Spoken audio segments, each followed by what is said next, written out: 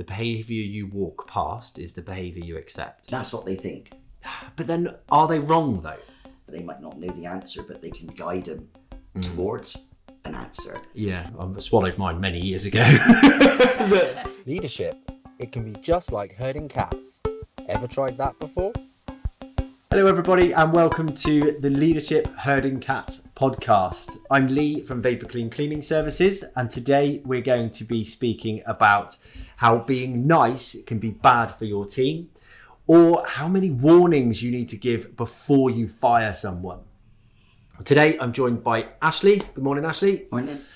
Ashley is our contracts manager here at Vapor Clean and has a vast experience in managing or leading people, including being the contracts manager at Bristol City Council for the cleaning services there. So you were responsible for how many people, Ashley? Oh my God, over 100. Over 100 people at one time. So that's a lot of people to manage, and being brutally honest, in the cleaning industry, you have to be constantly managing, leading and overseeing, making sure that that quality level is where it is. Which is where it begs the question, how many warnings before you fire someone? Because let's be honest, Ashley, when we're talking cleaning, if you let it drag on too long, it causes a lot bigger problems, doesn't it? Yeah. Unhappy customers among one of them really, isn't it? No. So it keeps going on. Yeah. So in today's episode, we're going to be talking about basically the hardest part of being a leader.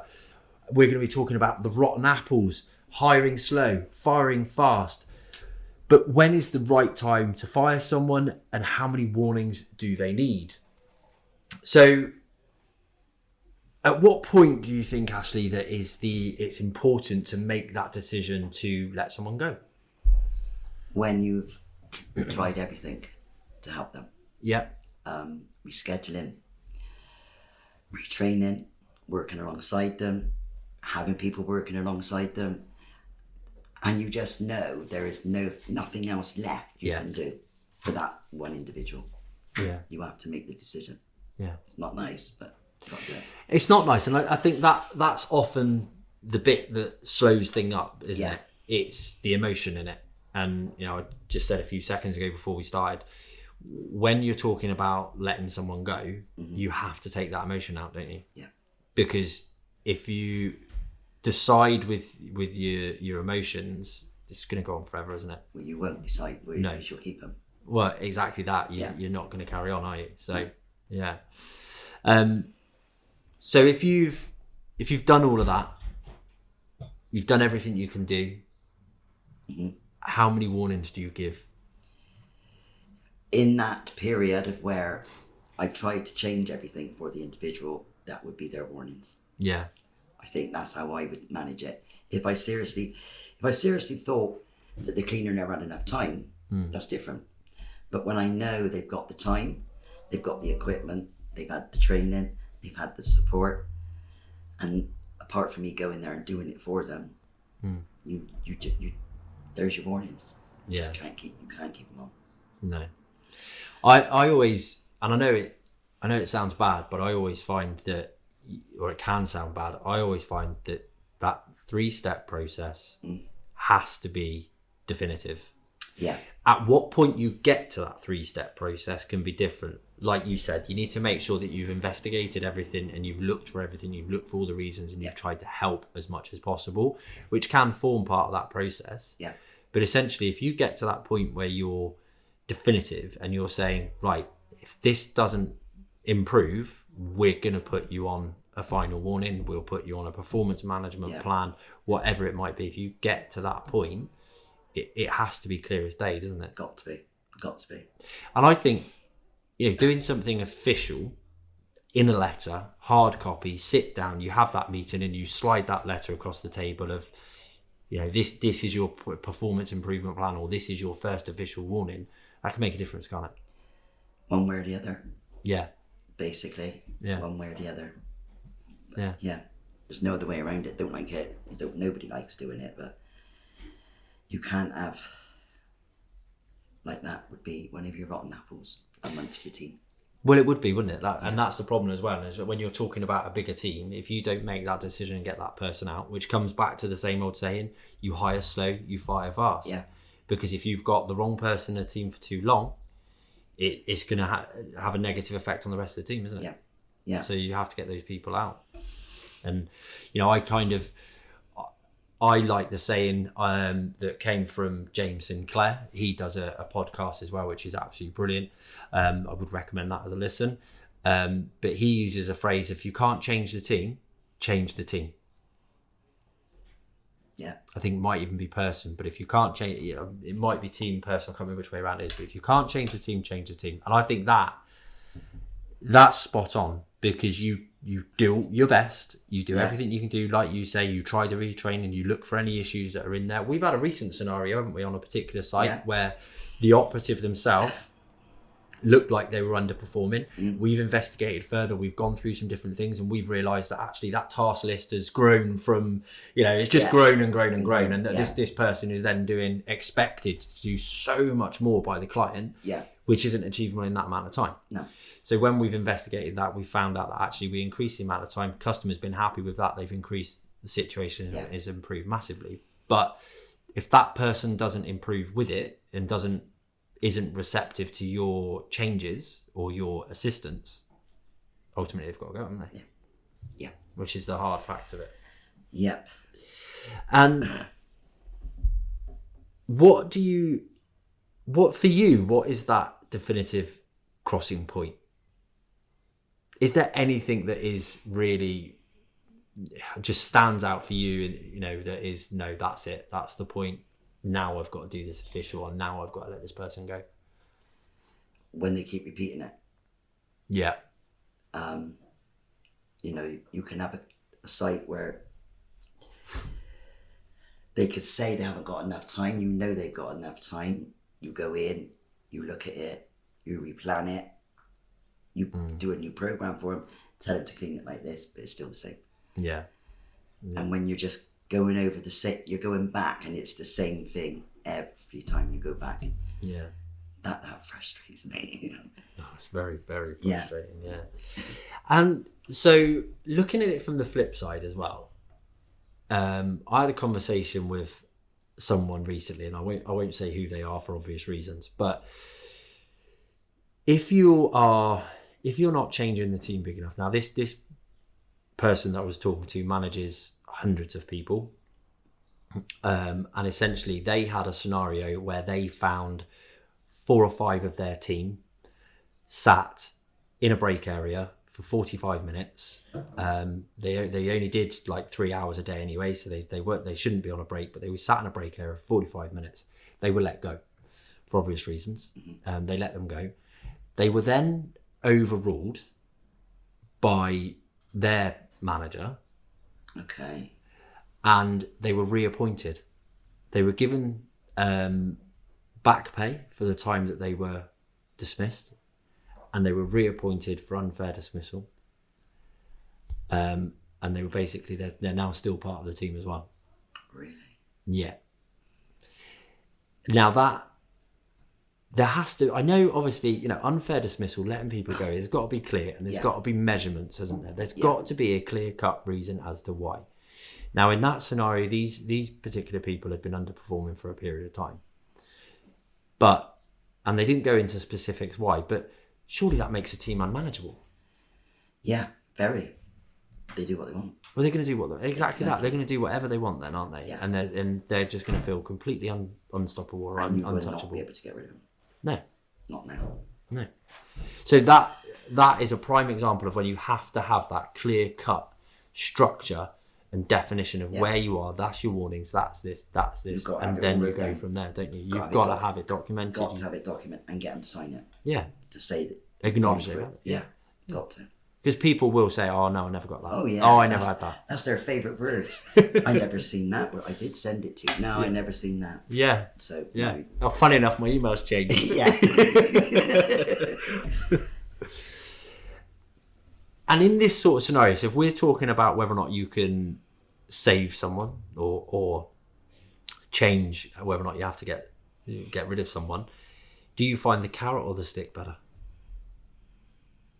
What's more important? Getting them to change. Yeah.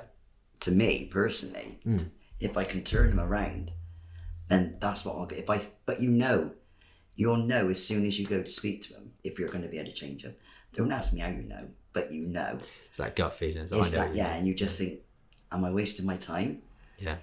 Or, no, I think this person can do it, just needs a little bit more encouragement, a little bit more time spent with them, and they can do it. Yeah. So, a bit of both. Yeah. I think you got to. I agree. I think you've got to have a bit of both. They need to know why they need to improve. Yeah. They need to fully understand that actually this won't be allowed to continue, like we just discussed. They need to know that that is the point and that will happen. Yeah. And if the trouble is, if you don't have that, I don't think they have the respect for it. No. And I think that's the problem with not having, for want of a better phrase, the stick. But in the same sense, you need to motivate them. And negative motivation, which is what I'd call the stick method, you know, the warnings and the threats, that's negative motivation in my mind. So you have to have some sort of positive motivation. And I think that comes a lot from being a leader and showing them what can be achieved, not just in fact, so looking at it the other way, I won't say who because it could get her in trouble, but someone else I was speaking to the other day who works at a different company, and they their workplace performed really, really well. They absolutely smashed the targets by something like 110% or something stupid. So they absolutely smashed their targets. They got an email wide to tell everyone that, which was, and sort of celebrating everything else, to say that they were then coming round with some donuts. So bearing in mind, this is a place that turns over something stupid like 100 or 150,000 a week. Oh my days. They then smashed their quarterly target by 150%. So they've got to be into the millions in one quarter. And they brought them some donuts. Wow. I know what I would say to them. Funny enough, that's what she said she was going to say to him as well. To add insult to injury, though, the day that they said they were coming round with the donuts, they didn't even bring them. Oh my God. But it's like one of our sites, they've got a really good report from the customer. Yeah. So there's a tin of sweets at home that I'm taking round there next week from. Yeah. And it costs nothing. That will go so far. Yeah. They don't know I'm coming. I'm just going to do it. Before we dive too deep into this week's podcast, I want to tell you a little bit about our sponsors, which is Vapor Clean Commercial Cleaning Services. Vapor Clean provides commercial contract cleaning throughout the Southwest. If you run a business with premises that need cleaning on a daily basis, then we can provide that service for you regularly, sufficiently, and consistently to the highest standard. We provide trained, professional operatives that are audited and supported the right way, making sure you have the highest standards all year round. So if you want to know more, get in touch. But for now, back to the podcast. But I think you have to have that positive motivation in there, but I think you have to make sure that the motivation is relevant to the size of the effort, if you like. So the reward is the equivalent of the effort. So like you say, I mean, some people would look at that as, well, yeah, they've got good feedback, they've passed their audit. Some companies will look at that as in, yeah, but that's their job. And we hear that a lot, don't we? Yeah, but that's their job. Why are you doing that? Because it might be their job, but not everyone feels that need, and plus they should still feel appreciated. Everyone wants to feel appreciated for what they're doing. And so to get a compliment from the customer, but your cleaning manager don't do nothing, what does that say? Well, exactly that. But if you go to as far as, let's say from our scenario, right, we've had it before where a operative has basically found us another contract which is worth tens of thousands of pounds. If you then don't do anything, or you just go in and go, well, thanks for that, it's not going to go anywhere, is it? It's going to mean nothing.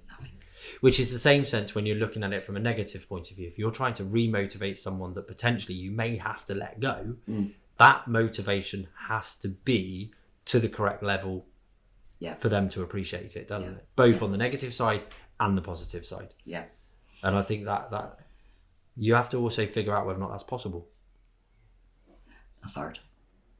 Well, it is hard because everyone's motivation is different, Totally isn't it? Different. So one of the going back to one of our mobile technicians, right? I had a mobile technician here, which I would go as far to say is he was one of our best mobile technicians. I can think of two actually, but one of our best mobile technicians, brilliant guy, didn't care about money. Money was not a motivation for him. He knew he could survive on his basic wage, wasn't worried about overtime, wasn't worried about his extras, etc., etc.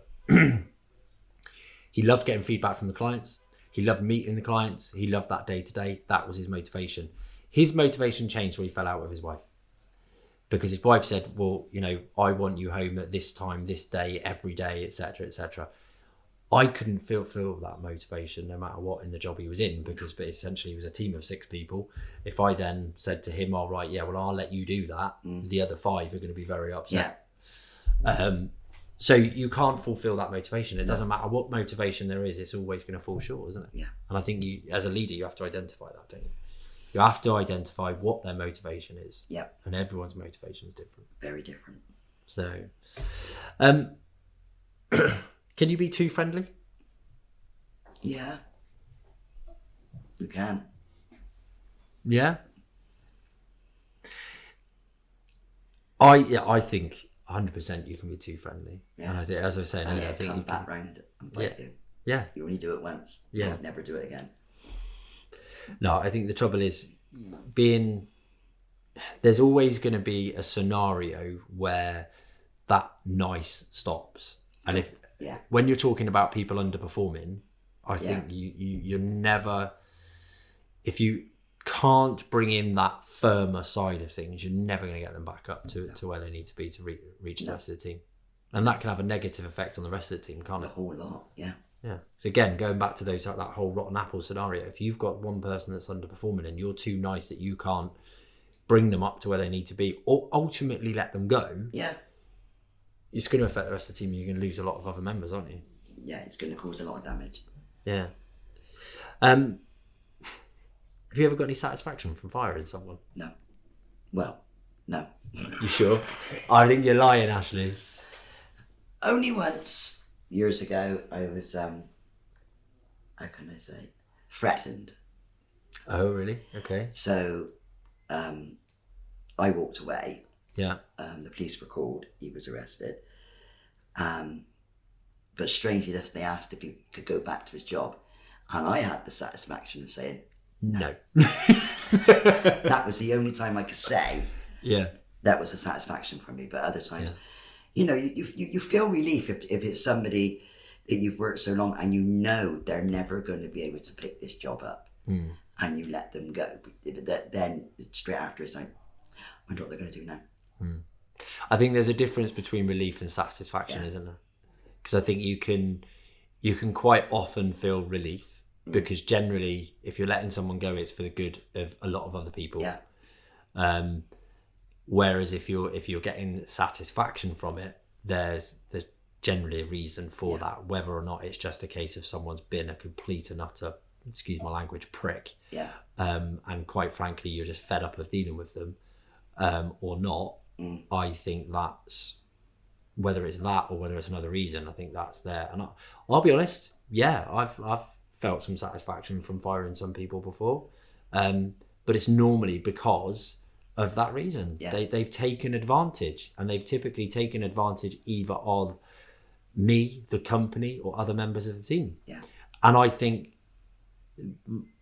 my biggest satisfaction was actually letting someone go that had taken advantage of another member of a team who was potentially too nice. There's no potentially about it. They were out and out too nice.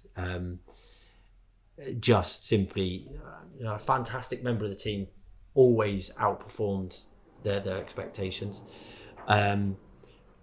But when it came to being a manager, they found being firm hard. Not everyone can do it.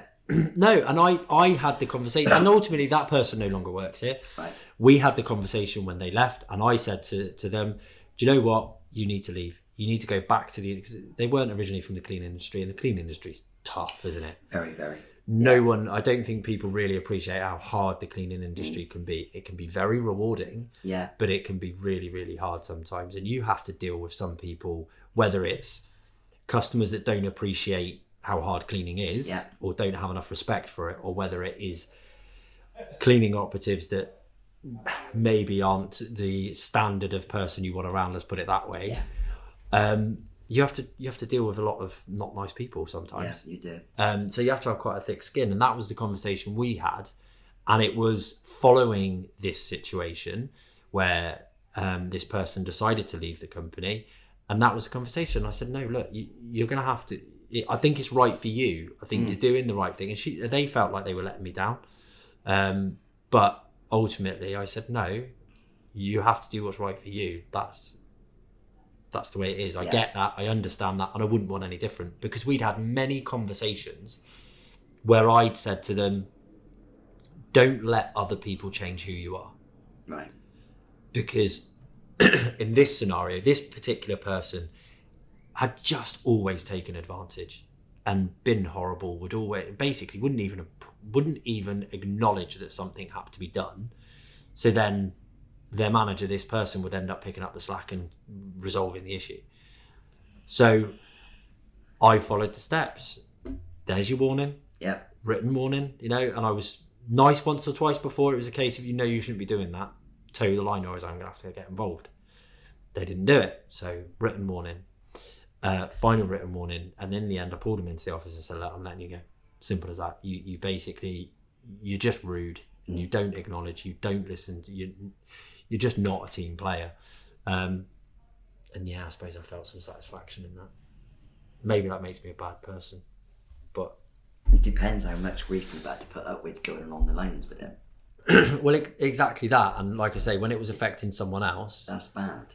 that I think that's where I got the satisfaction from, especially when I then, obviously she was in the meeting, and when afterwards you get that relief. I got satisfaction, she got relief. Yeah. And when you can see that relief physically, it was like, oh, thank God for that. You can almost see the weight falling off the shoulders. Yeah. Not only do you know that was the right thing to do, but yeah, I got a bit of satisfaction from it. And I would have yeah, done it was as well. maybe I'm horrible. I'm not answering that one. No.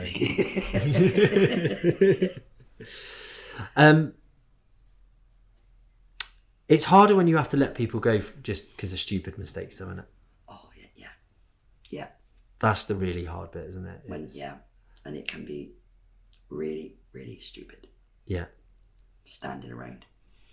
Yeah, well, I was going to say, we had a team recently, Yeah. didn't we? Standing around in a meeting room, which, and when a customer refuses to have them back on site again, it's silly, isn't it? It's silly. It's very silly.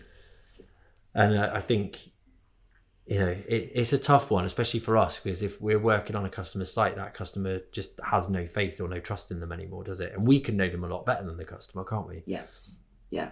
So we might have a little bit more faith and know that was a silly mistake, and we can go in and we can try and defend it. But You won't be able to. sometimes they just don't listen, do they? No.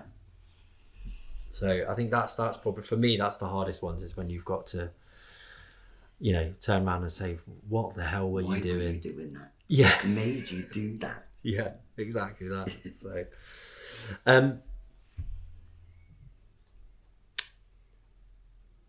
have you gone sort of through a situation where you've held on to someone too long? You've kept them in part of your team for too long? No, can't say I have. No? That sounds bad, doesn't it? Well, it depends how you look at it. It either sounds really bad or really good, because you either get rid of them at the right time. I think I've been lucky. Yeah. I think I've been lucky. I don't mind hands-on going with them, working with them and everything. And then I will know. You seem to know after about a few days, just like, I don't think this is quite the job for them. Or, yeah, they're going to be good. It's going to take them a few weeks, but they're going to be good. Yeah. So, I don't know. Have you? Yeah, I have. Really? Yeah. I think I have. And quite frankly, I think I'm realising that one of the... we've, as we said, it was saying earlier, we've had situations recently where I've had to let people go due to underperformance, and I'm now learning that I was probably a bit too slow in doing that. And I think a lot of that is because I do struggle sometimes to take the emotion out of it. Right. And and I might like the person, and I always want to give people a chance. Yeah. And I always want to try and make sure that I've got people through and everything else. And in this scenario, we nearly lost someone else because of that, just from coming in and actually letting them go in, sort of shaking things up again to try and get things back on track. And I think that's when you know you've probably left it too long. And I've probably done it a couple of times over the years. If I could replay that exact situation again, I'd probably do it different. Right. But it's never the exact situation again, is it? You'll never get it again. No. No. It's never the exact situation again. So you kind of have to figure it out from there. And I do find not so long ago, which was one of the technicians, in all honesty, this person was a really good technician. I actually saw a little bit of myself in them, and I thought you've got some big potential, but you're a bit young. That's not what I saw myself in, obviously. But I saw, I thought you're a bit young. You've got some growing up to do, but actually I think you've got a good head on your shoulders, and when you get there, you've got a lot of potential. And that I held on to for too long. And then when we were getting close to it, they made the announcement that they were expecting, or their partner was expecting. So that then knocks you back as well, because you think, but hang on a minute. Yeah. Because it's all emotion, isn't it? It is all emotion. Yeah. And I think that's the hardest part, is to take that emotion out of it and actually figure that out.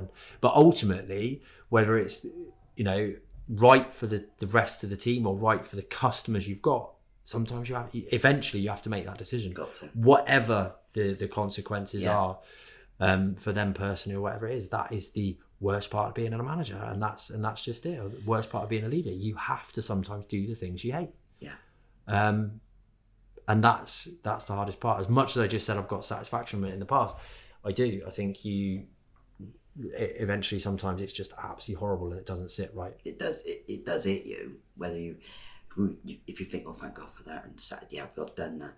About an hour later, you think, have I done it right? Yeah. Have I done the right? You're always going to have doubts. Well, you always question it, don't you? You're always going to question yourself. You're never going to be 100%. And none of us have got a crystal ball, have we? So, nope. Unfortunately. Yeah. Could do with one. So if you find one, let me know. I'll be keeping it. Yeah. Brilliant. Well, Ashley, thank you very much for your time, for joining us again today.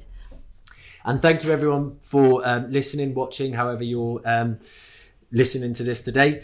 If you have got any feedback, if you've got any subjects that you'd like us to cover, maybe you want to come on this podcast and talk about your leadership and your management, drop us a comment, maybe click the subscribe button. It would be much appreciated, and we'd love to hear from you going forward in the future.